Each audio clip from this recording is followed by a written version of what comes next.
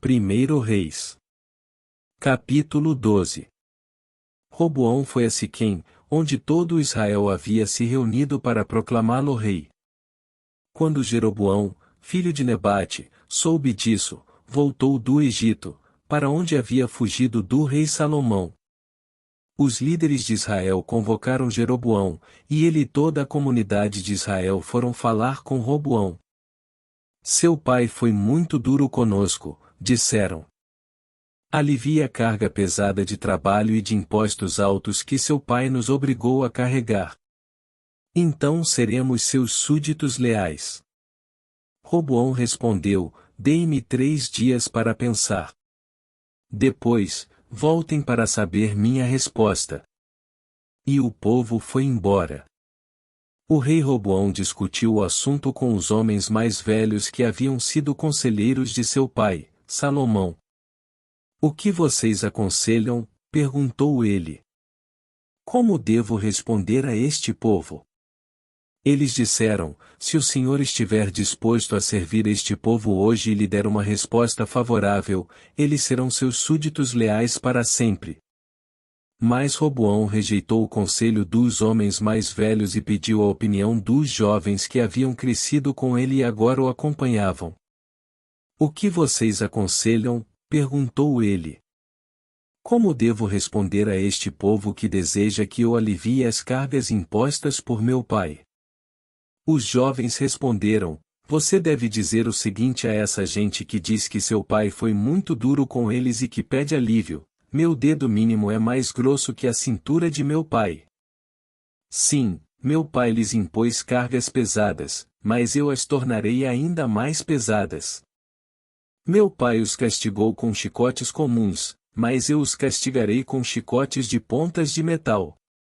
3 dias depois, Jeroboão e todo o povo voltaram para saber a decisão do rei, como ele havia ordenado.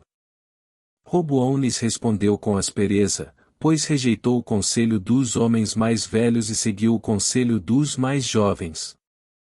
Disse ao povo: meu pai lhes impôs cargas pesadas, mas eu as tornarei ainda mais pesadas. Meu pai os castigou com chicotes comuns, mas eu os castigarei com chicotes de pontas de metal. Assim, o rei não atendeu o povo. Essa mudança nos acontecimentos foi da vontade do Senhor, pois cumpriu a mensagem do Senhor a Jeroboão, filho de Nebate, por meio do profeta Aías, de Siló. Quando todo Israel viu que o rei não iria atender a seu pedido, respondeu: abaixo a dinastia de Davi. O filho de Jessé nada tem a nos oferecer. Volte para casa, Israel.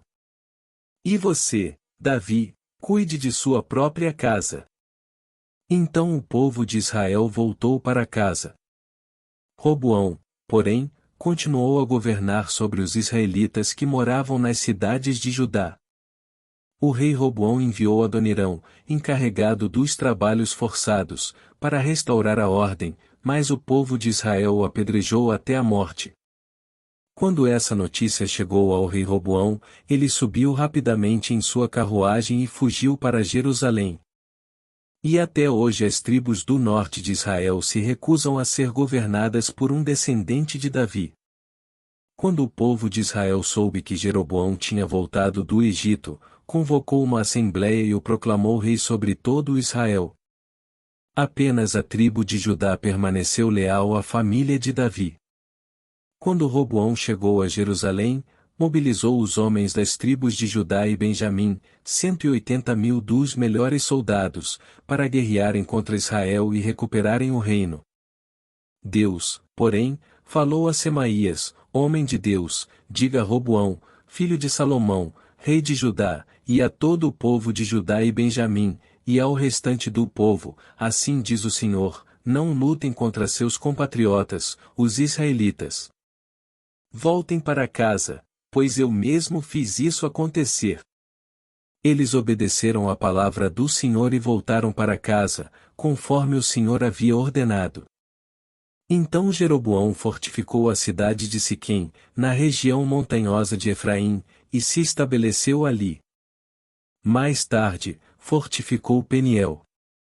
Jeroboão pensou: se eu não tiver cuidado, o reino voltará à dinastia de Davi. Quando o povo for a Jerusalém para oferecer sacrifícios no templo do Senhor, voltará a ser leal a Roboão, rei de Judá. Eles me matarão e o proclamarão rei deles. Então, seguindo a recomendação de seus conselheiros, o rei fez 2 bezerros de ouro. Disse ao povo: é complicado demais ir a Jerusalém para adorar. Veja, Israel, estes são os deuses que tiraram vocês do Egito. Colocou um dos bezerros em Betel e o outro em Dan, nos 2 extremos de seu reino. Isso se tornou um grande pecado, pois o povo viajava até Dan, ao norte, para adorar o ídolo que ficava ali. Jeroboão também construiu santuários idólatras e designou para serem sacerdotes homens do povo, que não eram da tribo sacerdotal de Levi. Instituiu uma festa religiosa em Betel, no 15º dia do 8º mês, uma imitação da festa celebrada todos os anos em Judá. Ali em Betel, Jeroboão ofereceu sacrifícios aos bezerros que havia feito e designou sacerdotes para os santuários idólatras que havia construído. No 15º dia do 8º mês, data que ele mesmo tinha definido, ofereceu sacrifícios no altar em Betel. Instituiu, desse modo, uma festa religiosa para Israel e subiu ao altar para queimar incenso.